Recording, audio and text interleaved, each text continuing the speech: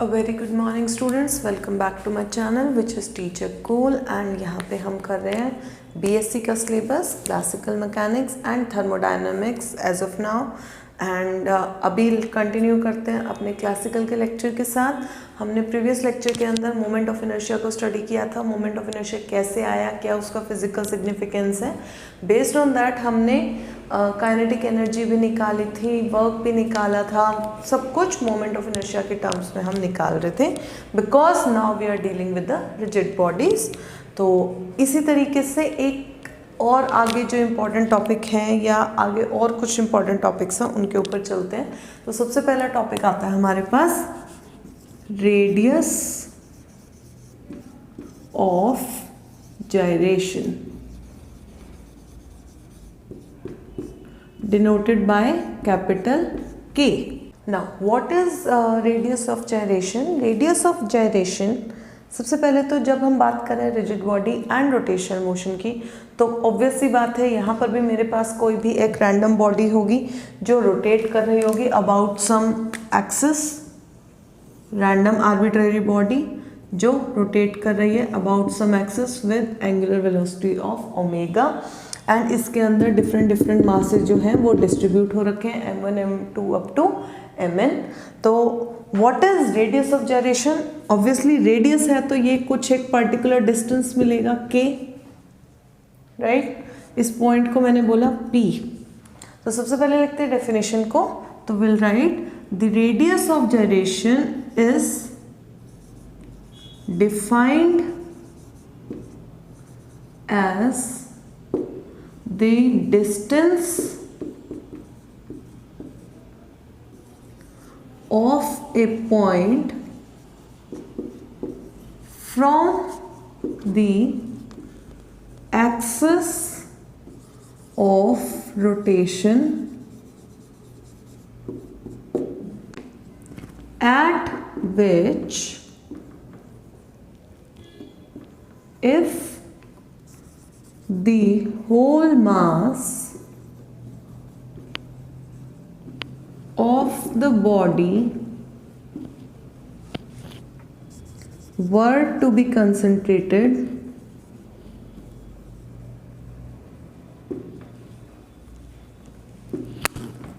its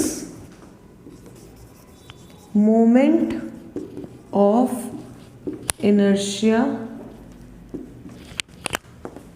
will come out to be the same as for the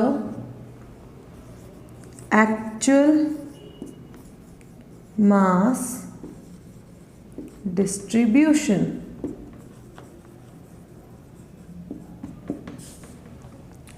So what is radius of gyration? Radius of gyration basically एक distance है। किसका distance है? एक point का distance है। कोई भी एक पॉइंट जो बॉडी के अंदर ही लाई करेगा एंड ये डिस्टेंस कहाँ तक है? उस एक्सिस तक है जिसके अलोंग मेरी बॉडी जो है वो रोटेट कर रही है। एंड स्पेसिफिक या इसका सिग्निफिकेंस क्या है कि अगर इस पॉइंट के ऊपर if the whole mass of the body were to be concentrated, मतलब अगर मैं इस पूरी की पूरी बॉडी का मास उठा के और इस पॉइंट के ऊपर रख दूं तो जो मेरा मोमेंट ऑफ इनर्शिया निकल के आएगा, क्या आएगा?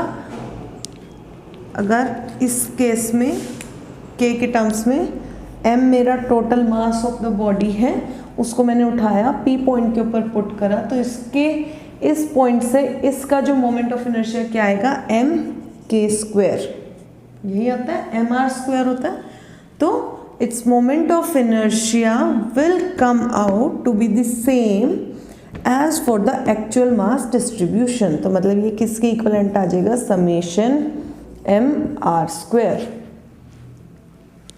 मतलब अगर मैं इस बॉडी का मास उठा के पी पॉइंट के ऊपर रखूँ तो मेरा जो इस पॉइंट मास से जो मोमेंट ऑफ इनर्शिया निकलेगा वो वही इनर्शिया निकलेगा जो इस पूरी बॉडी का एक्चुअल डिस्ट्रीब्यूशन ऑफ मास के साथ समेशन लगा के जो हमने प्रोसीजर निकाला था उस प्रोसीजर से अगर मैं निकालूंगी यही इसकी इम्पोर्टेंस है, राइट। नाउ ये जो पॉइंट मास है या जो पॉइंट है जिसके ऊपर हम बोल रहे हैं कि मेरा जो मास है पूरी की पूरी बॉडी का ऊपर आके उसके ऊपर कंसंट्रेट करेगा, ये डेफिनेशन थोड़ी सी सुनी सुनी लग रही है। क्यों लग रही है? क्योंकि this is the definition for the centre of mass. Centre of mass क्या होता है? वो पॉइंट या वो सेंटर उस बॉडी का जिसके ऊपर अगर मैं चाहूँ तो उस पूरी बॉडी का जो मास है वो उस पॉइंट के ऊपर जाके कंसंट्रेट हो सकता है। तो इसीलिए जब हमारे पास अनइवन होते हैं या सिमेट्रिकल भी होते हैं, बहुत बड़ी बॉडीज़ होती हैं, सिमेट्रिकल हैं, तो हम उनका भी क्या करते हैं, centre of mass by symmetry निकालते हैं और वहाँ से हम डिस्टेंस कैलकुलेट करते हैं। हमें जो भी क्वांटिटी चाहिए होती है उसको हम कैलकुलेशन निकाल सकते हैं। सेम चीज़ हम एसिमेट्रिकल बॉडीज़ में भी करते हैं, उसमें हम कुछ कैलकुलेशंस लगाते हैं, सेंटर ऑफ मास निकालते हैं, rest of my calculation becomes very easy. So same way ये आप कह सकते हो एक तरह का सेंटर ऑफ मास का पॉइंट है। तो इस बॉडी का मोमेंट ऑफ इनर्शिया क्या हो जाएगा? जो सेंटर ऑफ मास पॉइंट है उसका डिस्टेंस का स्क्वायर इनटू पूरी बॉडी का mass. This is my radius of gyration. Clear है? Let's move forward. अब हमने मोमेंट ऑफ इनर्शिया निकाल लिया, काइनेटिक एनर्जी निकाली, रेडियस ऑफ जाइरेशन निकाल लिया। हमें निकालना भी तो आना चाहिए प्रैक्टिकली कि मेरे पास किस किस शेप की बॉडीज़ होंगी तो मैं मोमेंट ऑफ इनर्शिया कैसे निकालूंगी। तो जब हम बात करते हैं कि मोमेंट ऑफ इनर्शिया निकालना कैसे है, that means how we have to calculate moment of inertia for a particular body या for a particular sample given to us. तो उसके लिए हमारे पास दो थ्योरम्स दी गई हैं। First is the parallel axis theorem, second is my perpendicular axis theorem. Clear है? तो चलते हैं अब ये जो दो थ्योरम्स हैं उनको देखते हैं सबसे पहले। So the first theorem is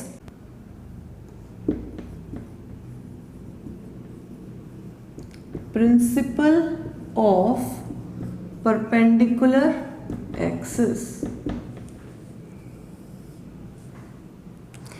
now principle of perpendicular axis as the name suggest, मेरे को किसी ऐसी एक्सिस के अलोंग निकालना है जो बाकी चीज़ों के परपेंडिकुलर लाई करेगी। ठीक है, तो डायग्राम इसका बनाते हैं।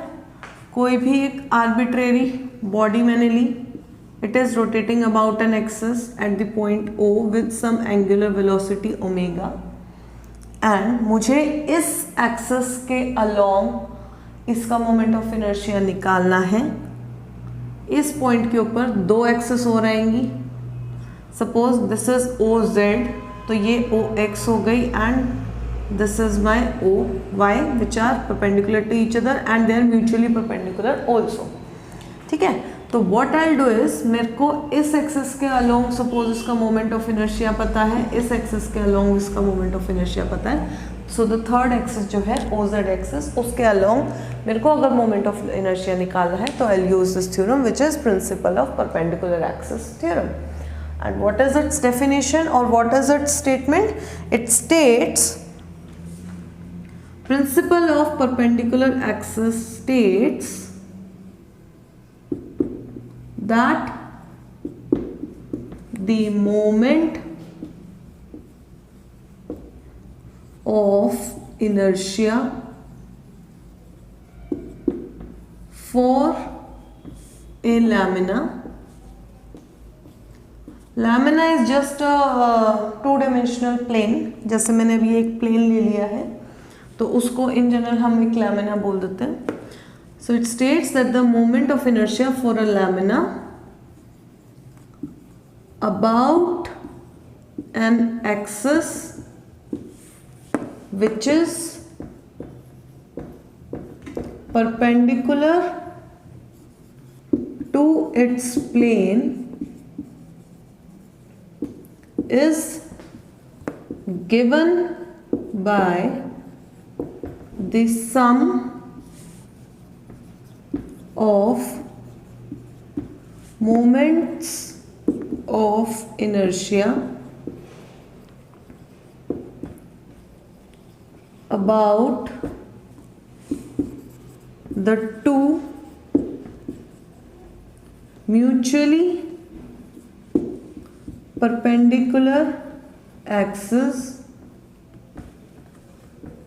lying in its plane। See the first thing is, अब हम इतने बड़े हो चुके हैं कि अगर मुझे थ्योरम पता है तो मैं उसको अपनी लैंग्वेज में भी पुट कर सकती हूँ. No one is going to cut marks for that even in your examination. तो हो सकता है मैं जो यहाँ पे लिख रही हूँ वो मेरी अंडरस्टैंडिंग से मैं डेफिनेशन लिख रही हूँ या मैं उसकी स्टेटमेंट लिख रही हूँ, वो थोड़ी सी जो आप बुक फॉलो कर रहे हो उससे डिफरेंट हो, but it states the same thing. तो ज़्यादा कोई फ़र्क नहीं पड़ता. आप जो भी स्टेटमेंट लिखते हो it should be politically and scientifically correct. अगर वो करेक्ट है तो आप आगे पीछे मूव करेंगे, डजेंट मैटर. सो वापस आते हैं हमारी स्टेटमेंट पे. The principle of perpendicular axis states that the moment of inertia for a lamina, जो गिवन लैमिना है उसका moment of inertia about an axis which is perpendicular to its plane. इस lamina का जो प्लेन है उसके कोई एक्सिस है जो इसके परपेंडिकुलर है, is given by the sum of moments of inertia about the two mutually perpendicular axes lying on its plane. मतलब इस एक्सिस OZ एक्सिस के अलग जो मोमेंट ऑफ इनर्शिया आएगा it will be equal to the sum of moment of inertia about OX and OY, दो mutually perpendicular, एक दूसरे के परपेंडिकुलर जो मेरी एक्सिस है उनके मोमेंट ऑफ इनर्शिया के सम के बराबर आएगा. एक लाइन इसके अंदर हम और ऐड करेंगे, where all three axis OX, OY, OZ are passing through the same point, that is center of lamina. तीनों एक दूसरे के साथ इंटरसेक्ट भी करनी चाहिए और एक ही पॉइंट के ऊपर इंटरसेक्ट करनी चाहिए.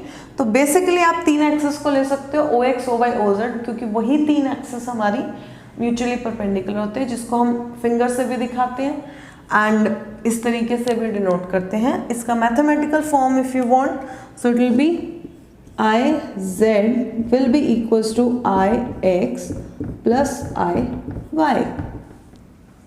नाउ अगर इसका कोई पूछे व्हाट इज इट्स प्रूफ, तो कॉमन सेंस है. हमारे पास जो समेशन का साइन आता था MR² होता था, ठीक है ना. तो पहले RHS उठा लेते हैं. RHS को आई राइट IX क्या हो जाएगा, summation MX² plus summation MY². Summation M को कॉमन ले लेते हैं, x² plus y². Normal coordinate geometry, x² plus y² किसके बराबर होता है, z² के बराबर होता है, यही होता है. तो यहाँ पे क्या आएगा, summation MZ² which is LHS, hence proved. तो ये आगे मेरी statement for the principle of perpendicular axis theorem या परपेंडिकुलर एक्सिस थ्योरम.